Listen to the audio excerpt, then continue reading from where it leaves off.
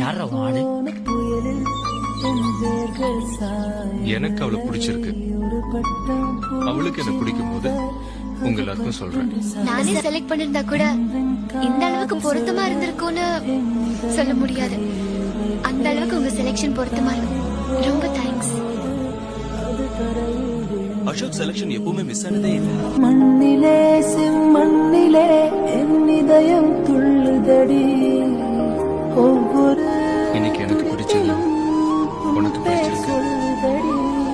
நாளைக்கு என்ன எனக்கு பிடிக்கும். பூவே வருக உன் கையால் இதயம் தொடுக. எந்த இதயம் கொண்டு நீயும் தன் இதயம் தருக.